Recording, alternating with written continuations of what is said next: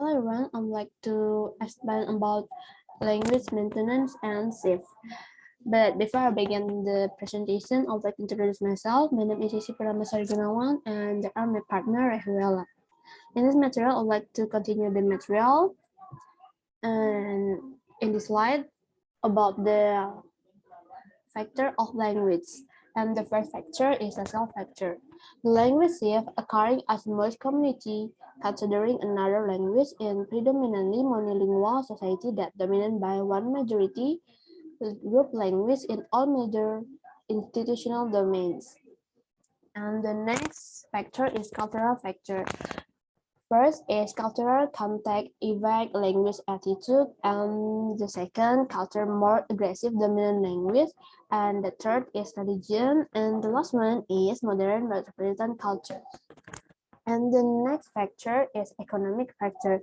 Is the main factor leading towards language shift from using one language to other language to another language. In which the most obvious factor is that the community sees an important reason for learning the second language is economic.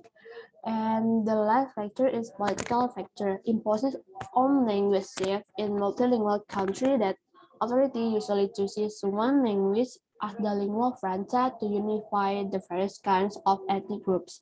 Consequently, most of the speakers having particular indigenous language decreases. And next slide is language maintenance. A language will last long and remain strong.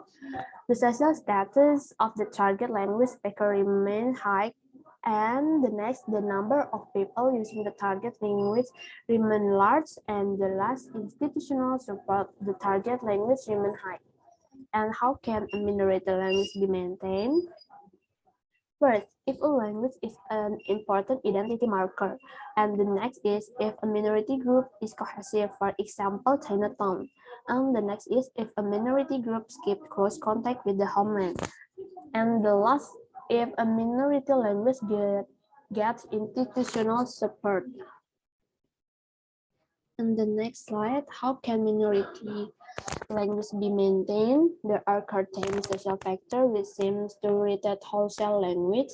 See, for a minority language group, at least for a time, where language is considered an important symbol of the minority group's identity. For example, a language is likely to be maintained longer. Polish people have a regret language as very important for preserving the identity in the many countries they have migrated to, and they have consequently maintained Polish for 3 to 4 generations. The same is true for Greek migrants in places like Australia, New Zealand, and the USA. And the next slide is attitude and value.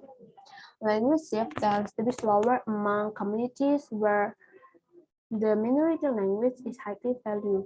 When the language is seen as an important symbol of ethnic identity, it is generally maintained longer. Positive attitudes support efforts to use the minority language in a variety of domains, and this helps people resist the pressure from the majority groups to switch to their language.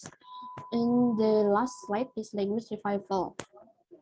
Sometimes a community becomes aware that its language is in danger of disappearing and takes deliberate steps to revitalize it.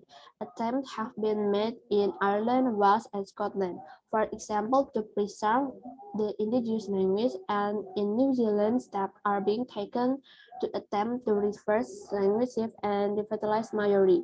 It is sometimes argued that the success of such efforts will depend on how far language loss has occurred, that there is a point of no return, but it seems very likely that more important that attitudinal factors such as strongly people want to revive the language and their reason for doing so. That's enough for my material, and thank you.